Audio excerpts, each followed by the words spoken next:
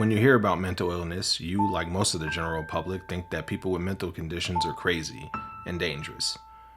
You have no idea that some of these people are fighting an invisible war inside themselves. And usually you don't know who's suffering because most people who have mental disorders aren't like what you see on television. Completely insane people go outside, suck on a rock, and bark at the moon. What the f*** is wrong with you? Sucking on a rock and barking at the moon is not a sign that someone's mentally ill. You don't know about the long nights due to insomnia, or the extreme highs and lows that come with depression. Not wanting to get out of bed, let alone leave the house for days at a time. Sometimes even weeks depending on the severity of your symptoms. Self-medicating with drugs and alcohol, isolation from friends and family, the overwhelming feeling that the only way to rid yourself of the pain is to end your life. Mental illness is common. About 1 in 5 adults has a mental illness in any given year. Mental illness can begin at any age, from childhood through later adult years, but most begin early in life.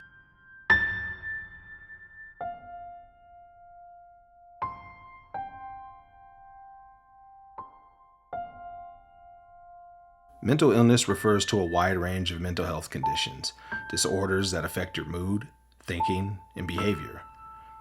Examples of mental illness include depression, anxiety disorders, schizophrenia, eating disorders, and addictive behaviors. Mental illness can make you miserable and can cause problems in your daily life, such as at work or at school or in relationships. In most cases, symptoms can be managed with a combination of medications and talk therapy.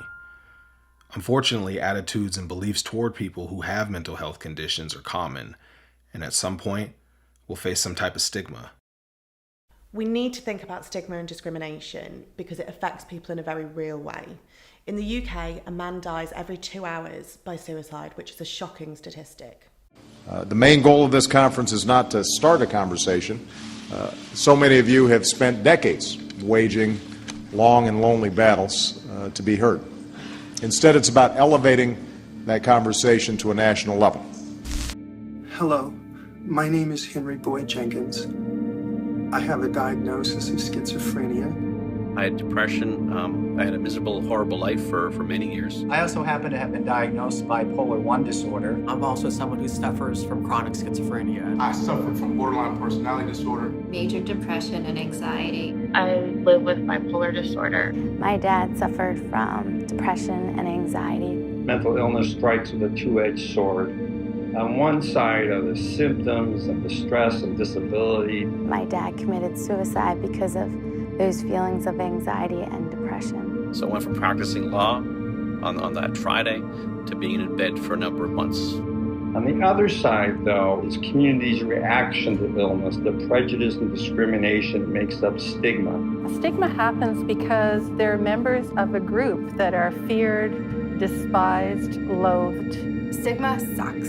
Stigma has impacted my own confidence. I just thought I was abandoned, ignored by people. I've come to learn that it's a very common occurrence with people with mental illness. The stigma, the version of what it is to be mentally ill, has cost me 2 of my siblings out of 3. And bring mental illness out of the shadows. We want to let people living with mental health challenges know that they are not alone, and we've got to be making sure that we're committed to support those fellow Americans. Stigma can lead to discrimination. Discrimination may be obvious and direct, such as someone making a negative remark about your mental illness or your treatment. Or it may be unintentional or subtle, such as someone avoiding you because the person assumes that you can be unstable, violent, or dangerous due to your mental illness. You may even judge yourself.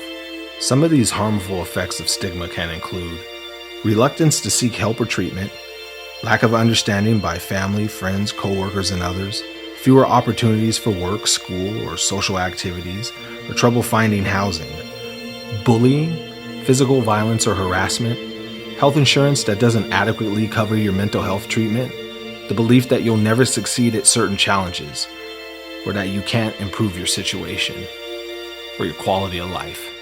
People with mental illness are marginalized and discriminated against in various ways, but understanding what it looks like and how to address it and eradicate it can help.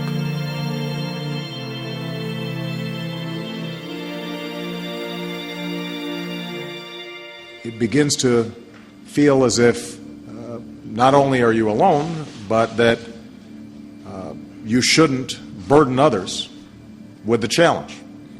And the darkness, day in, day out, what some call a cloud that you just can't seem to escape, begins to close in. Stigma often comes from the lack of understanding or fear. Inaccurate or misleading media representation of mental illness contribute to both of these factors.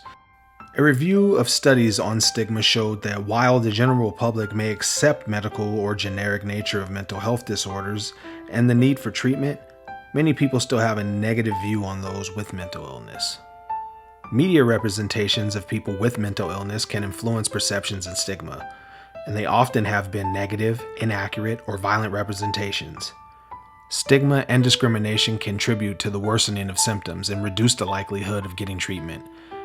A recent review found that self-stigma leads to negative effects on recovery among people diagnosed with severe mental illness.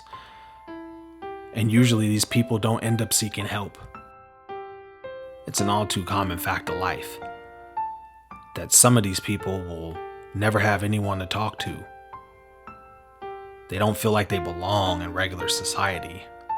As a matter of fact, they feel like they're an outcast, an outsider in their own skin. And society, family, and friends don't make this any easier, and in some extreme cases, can make the symptoms and the problems even worse.